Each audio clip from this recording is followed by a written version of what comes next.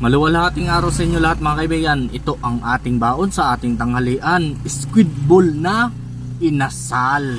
Ang sarap nito mga kaibigan. Para lang tayo nakamang inasal ngayon. Ito lang inyong likod, OFW sa Pinas, si Mark ang nagtitipid na manggagawa dito sa Pinas. Pasimple-simple lang ako sa trabaho at ordinaryong manggagawa lang ako mga kaibigan. Kaya ang sahod ko sa kada araw ay 456 lang mga kaibigan. Kaya inugali kong magtipid. Ano? Kaya ito, bawi na lang tayo sa kain mga kaibigan. Bago pa tayo magsimula, syempre, meron tayo ditong organic barley mga kaibigan para healthy tayo. Organic barley. Yung pala gusto mag-order nito mga kaibigan, no, pwede niya akong i-PM or kaya nandyan sa comment section mga kaibigan yung link. Maka-order kayo online. Maganda to sa katawan mga kaibigan. Oh, ang yummy. The best.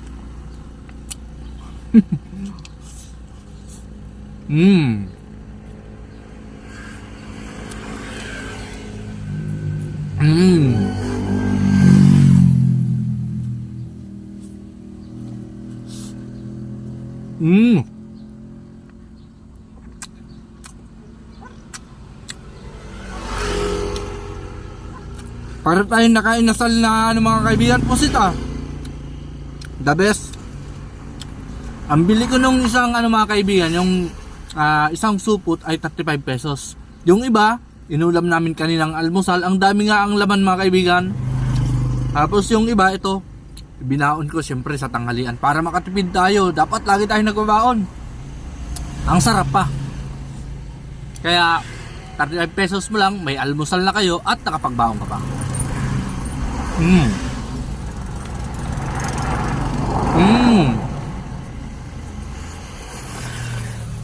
Perfect na ulam para sa tanghalian.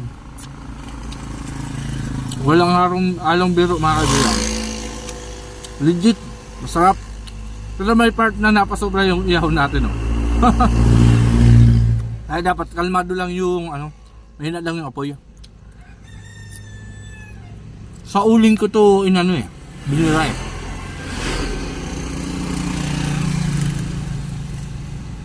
Kasi ngayon may mga digital ng grill.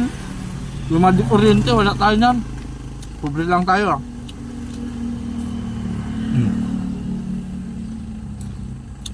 As ang ginamit kong pang tuhog, yung ligaw lang na kawayan dun sa lugar namin.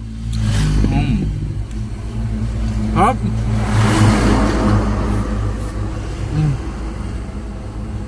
Gamin mga kaibigan. 5 yung laman ng bawat tuhog nito mga kaibigan. Kaya 15 pieces. No.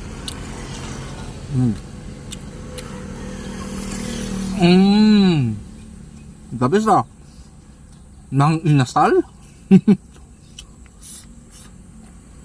Dahil tayo, kahit tayo ay mahirap, solve naman kung sa kain. At masarap naman yung ulam natin mga kaibigan. Di natin pinapawiyaan ang ating kalusugan. Tapos ka na pre? Pangit? Di ka kumain? Tapusin ko lang to. Ayaw, kumain nga doon.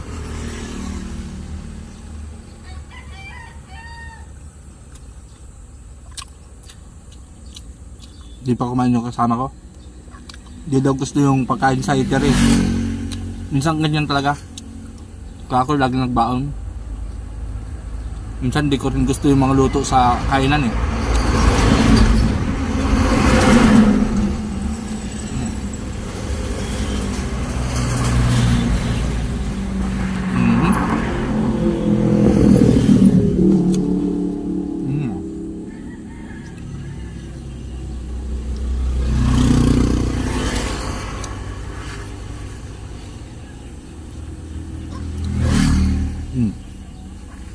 Solve na tayo mga kaibigan sa ating tanghalian.